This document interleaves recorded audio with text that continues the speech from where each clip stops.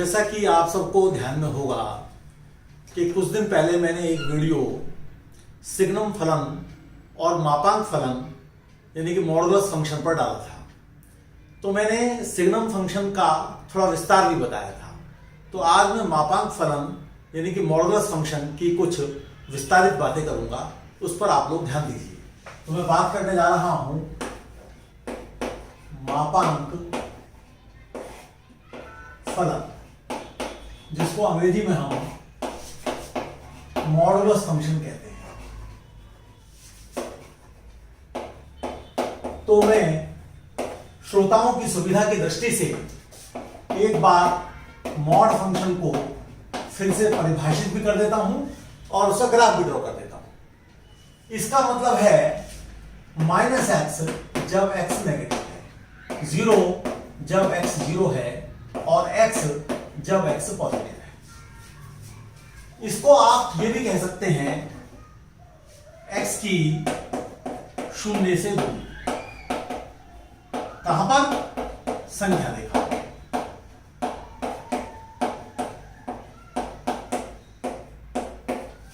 आप इस -x को देखकर यह ना सोचें कि यह कोई ऋणात्मक राशि है या नेगेटिव क्वांटिटी है। हमें यह समझना होगा कि जैसे ये 0 है और ये -2 है, तो -2 की 0 से दूरी ये कहलाएगी और वह दूरी 2 है, जिसको आप लिखते हैं -2। यानी जो अंदर क्वांटिटी है उसका नेगेटिव, इसलिए जो अंदर क्वांटिटी है उसका नेगेटिव मैंने यहां रखा है जब x खुद नेगेटिव है। जैसे x यहां पर -2 है, तो इस बात को आप लोग थोड़ा ध्यान में रखिए कि यहां -x का मतलब नेगेटिव क्वांटिटी नहीं है। जब हमने इसके ग्राफ की बात की थी तो हमने कहा था भाई 3 हिस्से हैं। एक इसे y भी कह सकता हूं, y -x, ऐसा ग्राफ होता है। एक y 0, जिसका कि ये ग्राफ होता है, और एक y x, जिसका ऐसा ग्राफ होता है। अब हमको y x का ग्राफ कब लेना है? जब x पॉजिटिव है। तो जब x पॉजिटिव है तो हमें y x को लेना है, ना कि y -x को। इसलिए हमने इस प्रकार का ग्राफ ड्रॉ कर दिया। अभी इसमें 0 सम्मिलित नहीं है। y -x ग्राफ ये पूरा है, लेकिन हमें जब लेना है जब x नेगेटिव है। जब x नेगेटिव है तो हमें ये लेना है x नेगेटिव होने पर, तो ये हो गया। और जब x की वैल्यू 0 है तो y की वैल्यू भी 0 है, यानी ऑरिजिन है। तो ये पूरा का पूरा ग्राफ है हमारा y x का, y -x का और y 0 का, यानी y mod x का ग्राफ है। आप y mod x के ग्राफ को एक और प्रकार से भी समझ सकते हैं। मॉड का मतलब यह है कि ऊपर वाला ऊपर, नीचे वाला भी ऊपर, ऊपर वाला ऊपर, नीचे वाला भी ऊपर।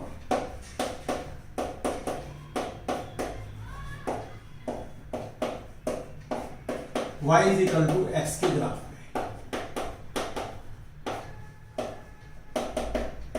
क्या मतलब हुआ इसका? इसका मतलब ये हुआ कि आप y mod x का ग्राफ खींचने के लिए y अंदर वाले का ग्राफ खींच दीजिए। जो ऊपर है वो तो ऊपर ही रहेगा, जो नीचे है उसकी इमेज आप ऊपर ले जाइए, यानी कि इस एक्स एक्सिस में आप इसकी इमेज ले लीजिए, तो आप यहां पहुंच जाएंगे और इसको फिर आप मिटा दीजिए। तो इस प्रकार से भी आप y mod x के ग्राफ को खींच सकते हैं। ये सब पुरानी बातें हैं, हम पहले चर्चा कर चुके हैं। आज हम इसको थोड़ा विस्तार देंगे। तो जब विस्तार देने की बात आएगी तो उसमें हम धीमे धीमे करके आगे बढ़ेंगे। तो y mod x -2 का ग्राफ खींचता हूं। इसको सोचने का एक तरीका तो यह है कि जो काम y mod x में x 0 पर हो रहा था, वो अब x -2 = 0 पर हो रहा है, यानी x 2 पर हो रहा है। तो यहां पर ऐसा ग्राफ बन जाएगा। ये 45 डिग्री एंगल है, ये π/4 का एंगल है, इधर भी ये π/4 का एंगल है, इधर ये 90 डिग्री का एंगल है, तो ये π/4 है। इस प्रकार से हम लोग देखते हैं कि ये ग्राफ होगा। लेकिन कोई कहे नहीं हमें तो इसे ठीक से करना है, तो आप कहेंगे माइनस लगा दीजिए अगर अंदर की चीज नेगेटिव है, 0 कर लीजिए अगर अंदर की चीज जीरो है, और ऐसा का ऐसा ही लिख दीजिए जब अंदर की चीज पॉजिटिव। तो आप इसे फिर विस्तारित रूप में ये लिख सकते हैं कि ये 2 माइनस एक्स है जब x लेस देन 2 है, और ये 0 है जब x इक्वल टू 2 है, और ये x माइनस 2 है जब x ग्रेटर देन 2 है। तो जब x ग्रेटर देन 2 है तो y is equal to x minus 2। इसको लिख सकते हैं x minus y equal to 2। तो आप x minus y equal to 2 का ग्राफ खींचिए। उसे खींचने का तरीका क्या है, कोई दो बिंदु ले लीजिए इस पर, ये लीनियर फंक्शन है इसलिए इसका ग्राफ एक सीधी रेखा या स्ट्रेट लाइन होगी। अगर आप y को 0 रखेंगे तो x2 आएगा, अगर आप y को 1 रखेंगे तो x3 आएगा, y को 1 रखेंगे तो x3 आएगा, ये 3 आएगा। दो बिंदु लेने से भी खींच सकते हैं। इसी प्रकार से y equal to 2 minus x का ग्राफ किया आएगा, लेकिन हमको केवल कौन सा हिस्सा लेना है, जब x 2 से छोटा है यानी, और जब x 2 है तो एग्जैक्टली 0 पर है। तो इस प्रकार से हम ये समझ सकते हैं कि अंदर वाली चीज को अगर हम 0 कर दें तो जहां पर वो 0 आए, x की वैल्यू आए, वहां पर से उसकी नॉक को शुरू करना है। तो इसको अगर आप ध्यान में रखेंगे तो आप कुछ ग्राफ्स को काफी सुविधा के साथ खींच सकेंगे। जैसे मान लीजिए कि यहां पर प्लस हो गया, तो आप बस केवल ये ध्यान रखिए अंदर वाली चीज कब शून्य है, x को -2 रखना है। तो -2 आपका यहां पर है, इसलिए यहां पर ऐसा ग्राफ बनेगा और ऐसा ग्राफ बनेगा। ये आपका ग्राफ हो जाएगा y is equal to mod x plus 2। ये y एक्सिस है, ये x एक्सिस है, ये 0 है। तो इस प्रकार से आप इसका ग्राफ खींच सकते हैं। अब हम इसको थोड़ा सा और विस्तार देंगे।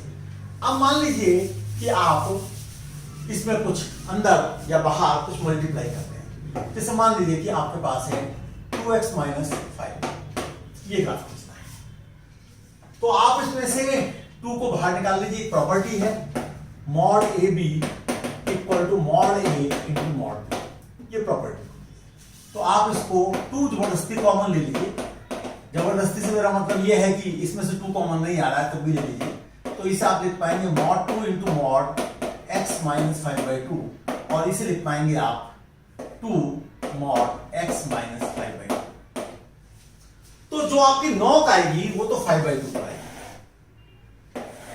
तो 5/2 अगर यहां पर है तो यहां पर आपकी नॉक है। लेकिन 2x माइनस 5 का जो स्लोप है, जब y equal to 2x minus 5 लेंगे यानी x को इधर की तरफ लेंगे तो स्लोप 2 है, यानी कि tan थीटा की वैल्यू 2 है, यानी थीटा की वैल्यू लगभग 70 डिग्री है। तो थोड़ा सा ये इस प्रकार का ऐसे ही इधर की तरफ खड़ा हुआ है, ये आपके पास है। ये जो एंगल है थीटा, ये थीटा एंगल कैसा है, ताकि tan थीटा इक्वल टू 2 हो सके। तो इस प्रकार से इसका ग्राफ आएगा। अब हम इसको एक दूसरा और रूप देते हैं। अब की बार हम इसको दो चीजों के घटा के रूप में लेते हैं, x minus 2 minus x plus 3। ये मान लीजिए हमने लिखा। इसका ग्राफ हम खींचना चाहते हैं। तो आप पहले इसकी एक टेबल बनाएंगे और आप सबसे पहले ये देखेंगे कि कब कब अंदर की चीजें 0 हो रही हैं। एक तो 2 पर 0 हो रही है और एक -3 पर 0 हो रही है। तो आप 3 पार्ट कर लीजिए। आप एक पार्ट करिए जब x लेस देन -3 है, एक -3 से लेकर और 2 तक चलिए आप, और एक x को 2 से बढ़ा दीजिए। जहां तक -3 और 2 का प्रश्न है कि इक्वल कहां लगाएं, तो आप 2 पर इक्वल यहां भी लगा सकते हैं, यहां भी लगा सकते हैं। -3 पर इक्वल यहां भी लगा सकते हैं, यहां भी लगा सकते हैं। तो मैं दोनों जगह यही लगा देता हूं। इन बातों से ग्राफ पर कोई अंतर नहीं पड़ेगा।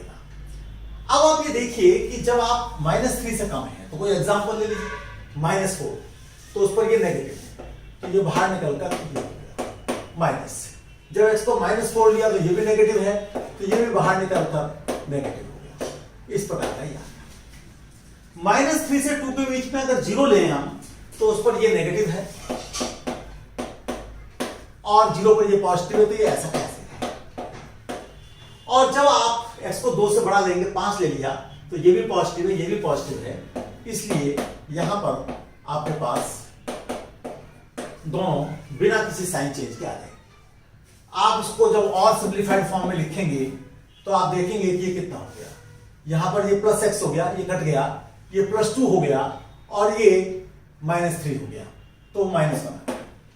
यहां पर आप देखेंगे क्या हुआ कि ये -x है तो -2x हो गया, ये +2 है और ये +3 है तो +5। यहां पर आप देखेंगे x से x आपका कट गया और इसके बाद ये -2 है और ये -3 है तो -5। एक बार फिर देख लीजिए कि गलती तो नहीं है। यहां पर ये +2 है और यहां पर ये -3 है, ठीक है। तो इस प्रकार से ये हो गया, x कट गया, यहां पर यहां -2x हो गया, यहां +2 है और +3 है तो +5 हो गया, यहां ये -5 हो गया। इस प्रकार से हमारे पास ये आ गया। अब इसका जब हम ग्राफ खींचेंगे तो उसमें किस प्रकार का आएगा उसको हम देख लें। ये तब है जब x <-3, ये तब है जब x इस प्रकार का है और ये तब है जब x <2। तो अब हम ग्राफ खींचेंगे, उसमें हमारा ध्यान -3 पर होना चाहिए, उसमें हमारा ध्यान 2 पर होना चाहिए। मैं इसे ग्राफ को खींचता हूं। तो जब x 2 से बड़ा है तो y की वैल्यू -5 है, तो y अगर -5 यहां पर है तो 2 से बड़े में यहां पर अभी एक एम्प्टी सर्कल लगा देता हूं, इस प्रकार का ग्राफ। जब x -3 से कम है तो वैल्यू -1 है, तो -1 अगर मैं यहां मान लूं तो मैं यहां पर -3 से जब कम कर दूं तो इस प्रकार, और यहां पर भी एक एम्प्टी सर्कल लगाएगा। अब मैं देखता हूं बीच वाले को -2x + 5, तो मुझे y -2x + 5 की बात करनी है। तो मैं 2 पॉइंट ले लेता हूं, सुविधा के लिए इन्हीं को ले लेता हूं। x को 2 रखूंगा तो x को 2 रखने पर y 1 आएगा, तो x को 2 रखने पर y 1 आएगा। x को 2 रखा तो x को 2 रखने पर y 1 आ रहा है, तो x को 2 रखने पर y 1 आया। और x को -3 रखता हूं तो ये +6 और +5 यानी 11 आ गया, तो 6 + 5 11 हो गया। तो x को इस बार में -3 रखता हूं तो 3 दूनी 6 और 5 11, तो काफी ऊपर आएगा, यहां पर आएगा। तो ये मेरे पास जो है ग्राफ होगा। मुझे लगता है कि इसमें थोड़ी गड़बड़ हो रही है, इसको एक बार फिर से हम जांच लें। जब x -3 से कम है तो ये नेगेटिव और ये भी नेगेटिव, इसका मतलब भी पॉजिटिव। और जब x -3 और 2 के बीच में है यानी 0 है तो उस पर ये वाला नेगेटिव आएगा और ये वाला ऐसा कैसे आएगा। और जब x 2 से बड़ा है तो ये भी पॉजिटिव आएगा, ये भी पॉजिटिव आएगा, ये आएगा। x में से x गए 0, -2 + 3, तो ये हमारा -2 -3 -5 हो गया। और इधर की तरफ ये -x है और ये +x से कट गए और ये +2 है और ये -3 है तो -1 आ गया। और इधर की तरफ हमारे पास ये वाली चीज -2x +2 +3 +5 आ गया। तो -3 पर जो वैल्यू है इसमें हमारी बड़ी गलती है, यहां पर +3 है, यहां पर भी +3 है, तो नीचे वाली जो क्वांटिटी है वो हमारी इस प्रकार से है। यहां पर हम देखेंगे तो -x से +x से कट गया, यहां पर +2 है और यहां पर +3 है तो ये 5 हो गया। और यहां पर हमारे पास x से x ये जुड़ गया, ये -2x हो गया और ये +2 है और ये -3 है तो -1 हो गया। और यहां पर हमारे से x कट गया, ये -2 है, ये -3 है तो ये -5। इस प्रकार का ग्राफ हमारे सामने आ रहा है। तो अब हम एक बार देख लेते हैं कि कैसे ये ग्राफ हम बनाएंगे। तो इसमें हम देखते हैं कि जब x 2 से बड़ा है, यहां पर ये x 2 से बड़ा है, यहां पर ये -3 से 2 तक है और यहां पर ये x <-3 है। तो हम देखते हैं कि जब x 2 से बड़ा है तो -5 पर चलना है हमको, तो ये हमारे पास में ग्राफ है। जब x -3 से छोटा है तो इसकी बात कर रहे हैं तो वैल्यू 5 है, तो 5 हमारे पास जितना ये नीचे है उतना ही ऊपर होगा, तो 5 है और यहां पर से हम लेंगे और इधर की तरफ ये ग्राफ है। इसके बाद जब हम इसका ग्राफ खींचेंगे y -2x -1 का, तो ये ग्राफ किस प्रकार से खींचेगा। इसमें जब x को हम 2 रखेंगे तो 2 रखने पर कितना आएगा -5, तो ये वाला पॉइंट हो गया। और जब x को हम -3 रखेंगे तो -3 रखने पर कितना आएगा, +5, ये हो गया। तो ये ग्राफ हो गया -3 और 2 के बीच में, यानी इन दोनों को मिलाने वाला। और 0 पर इसकी वैल्यू कितनी है, -2, यानी कि 2 -3 यानी -1, यानी यहां से पास करेगा।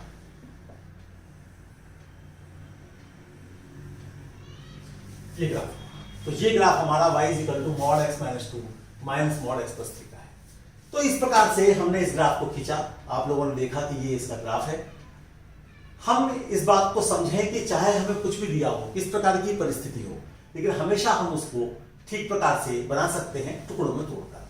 तो अगली बार जब मेरा व्याख्यान होगा तो उसमें एक विशेष फलन लेंगे, अधिकतम पूर्णांक फलन, ग्रेटेस्ट इंटीजर फंक्शन और एक फ्रैक्शनल पार्ट फंक्शन यानी भिन्नात्मक मान फलन।